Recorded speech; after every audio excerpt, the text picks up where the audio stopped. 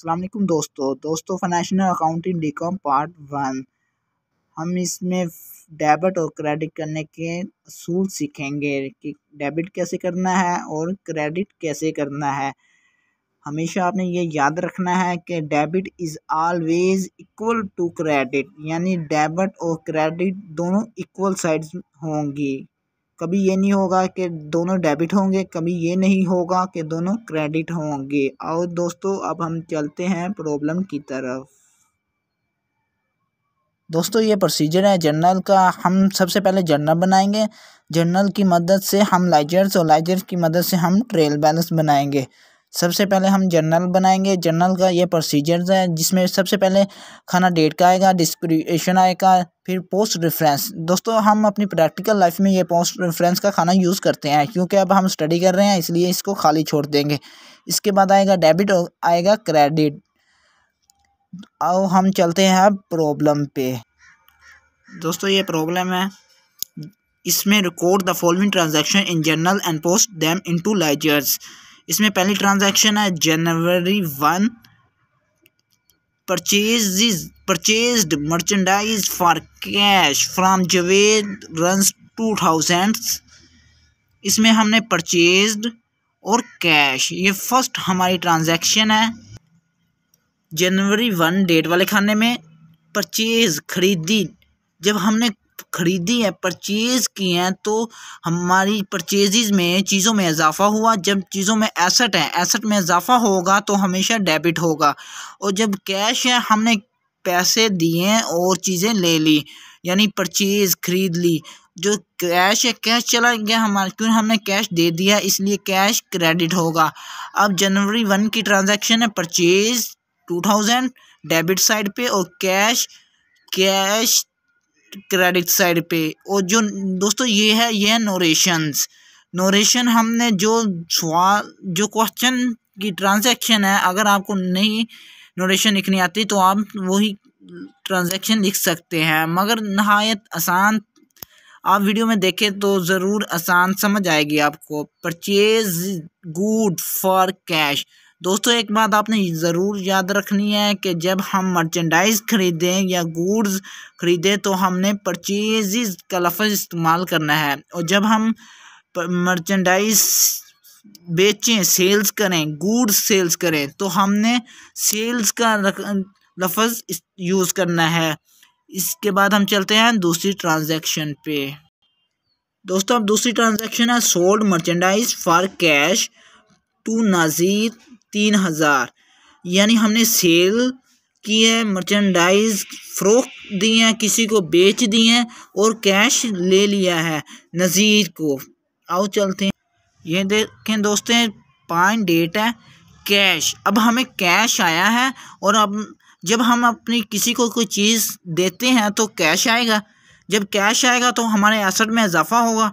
जब कैश आया है तो डेबिट होगा, 3000 है। और सेल दोस्तों ये आपने एक ज़रूर याद रखनी है। जब सेल है ये रिवेन्यू है, इनकम है, ये इनकम इज़ ऑलवेज भी क्रेडिट, यानी सेल है हमारा इजाफा हुआ है, क्रेडिट होगी। बात ये आपने फिंगर टिप ये बातें ज़रूर याद रखनी है। जब सेल है, इनकम है, इजाफा हुआ है तो क्रेडिट होगा। इसकी नोरेशन है सोल्ड गुड्स फॉर कैश, यानी हमने पैसों की चीज़ें बेच दी। आए चलते हैं तीसरी ट्रांजैक्शन। जी दोस्तों ये है 10 डेट को परचेज्ड मर्चेंडाइज। मैंने आपको पहले भी बताया जब हम मर्चेंडाइज खरीदेंगे तो हम परचेजेस लिखेंगे for cash from Yasin runs 2500।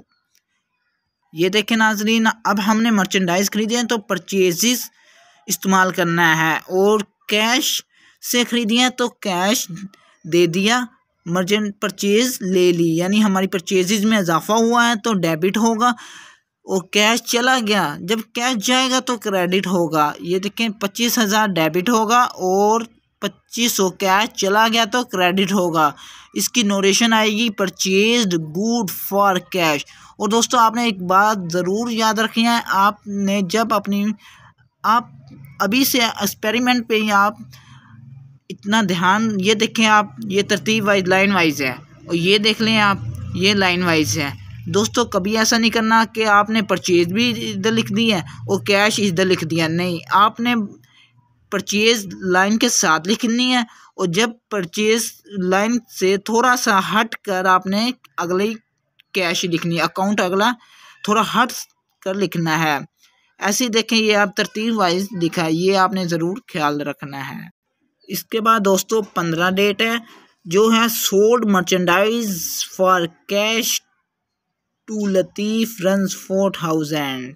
दोस्तों मैंने आपको पहले भी बताया है, जब हम सोल्ड करेंगे तो सेल्स यानी हमने कैश ले लिया, कैश में इजाफा हुआ, कैश आ गया, एसेट है, एसेट में इजाफा हुआ, हमारे कैश हमने ले लिया है तो डेबिट होगा। जब सेल है, सेल मतलब है हमने चीज़ दे दी है, हमारी चीज़ चली गई है, तो सेल्स इनकम रिवेन्यू हमेशा क्रेडिट होगा। ये देखें, सेल 4000 डेबिट होगा और सेल्स जो है वो क्रेडिट होगा। कैश डेबिट, सेल क्रेडिट, इसकी नोरेशन आएगी सेल्स गुड फॉर कैश।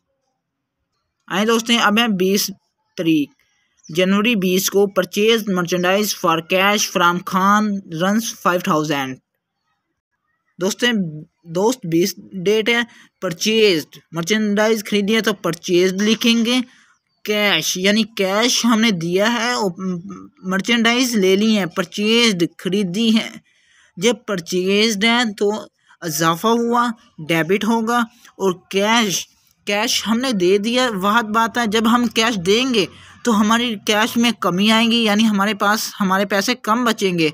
इसलिए जब कम बचेंगे तो हम क्रेडिट होगा। क्रेडिट वो चीज़ है जिसमें कमी हो, एसेट की बात कर रहा हूँ, ये नहीं है कि जब हमारी सेल में इजाफा हुआ तो वो भी क्रेडिट है। सेल है वो इनकम है, रिवेन्यू है, उसमें इजाफा होगा तो वो क्रेडिट होगा। जब हमारे एसेट में कमी होगी यानी वो डिक्रीज़ होगा तो वो क्रेडिट होगा।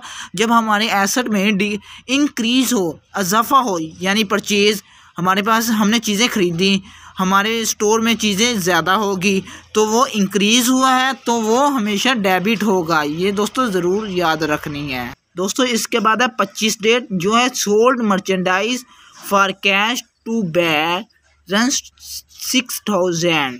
ये 25 डेट कैश सेल्स। दोस्तों कैश यानी कैश हमारे पास आया हुआ है, इजाफा हुआ है, और सेल्स हमारी चीज़ें जो हैं वो फ़रोख्त हो गई हैं, सेल हुई हैं, यानी हमारी चीज़ें जो वो हमारे पास चीज़ों में कमी हुई है। सेल्स रिवेन्यू इज़ ऑलवेज भी क्रेडिट। और कैश इज़ में इजाफा हुआ है, एसेट है, एसेट में इजाफा हुआ है, इंक्रीज़ हुआ तो डेबिट होगा। जो सेल है, सेल में कमी हुई है वो सेल्स, बल्कि हमारी सेल में इजाफा हुआ है, इंक्रीज़ हुई है, क्योंकि हमारी ज़्यादा सेल होगी तो हमें ज़्यादा मुनाफा होगा, इसलिए सेल्स है, इंक्रीज़ हुआ तो क्रेडिट होगा। Sale is always equal to be credit, ये आपने ज़रूर याद रखनी है। नोटेशन है ये सेल्स गुड फॉर कैश। आगे है जनवरी 30 date sold merchandise for cash to Anwar run 3500। 30 date है, कैश है, यानी अब हमारी कैश में इजाफा हुआ है, कैश है, यह सेल है, यानी सेल हमारी चीज़ें फ़रोख्त हुई हैं। जब हमारी चीज़ें फ़रोख्त हुई हैं, फ़रोख्त में हमारा इजाफा हुआ है, क्रेडिट होगा 3500 रुपये। और जब कैश है, कैश में भी इजाफा हुआ है 3500, कैश डेबिट होगा। और सेल भी 3500, नोटेशन आएगी सेल्स गुड फॉर कैश। ये हो गया हमारा कंप्लीट दोस्तों जर्नल्स। अब हम जर्नल की मदद से बनाएंगे लेजर्स। दोस्तों ये देखें, मैं आपको बार बार कह रहा हूँ, ये बात आपने ज़रूर याद रखनी है कि कैश है, कैश के नीचे नहीं आपने सेल लिख देना, सेल आपने थोड़ा सा हट कर लिखना है। और कैश, ये देखिए मैंने तरतीब वाइज सफाई से लिखा है, आपने भी ऐसे ही सफाई से ये सेम लिखना है। अब हम बनाएंगे लाइजर्स, और लाइजर्स की मदद से बनाएंगे ट्रेल बैलेंस। दोस्तों हमारा ट्रेल बैलेंस बनाने का मतलब ये है कि वो बनाई हुई इक्वेशन एक्यूरेसी हो सके, वो हमें ट्रेल बैलेंस से ही पता चलेगा कि हमारी बनाई हुई ट्रांजैक्शन दुरुस्त है या गलत है। ये है जब हमारी ट्रेल बैलेंस में कोई गलती होगी तो हम देखेंगे अपने लाइजर्स, अगर हमारा लाइजर्स गलत है तो हम देखेंगे जर्नल, बात है, जब जनरल में ही गलती होगी तो ट्रेल बैलेंस नहीं दुरुस्त होगा।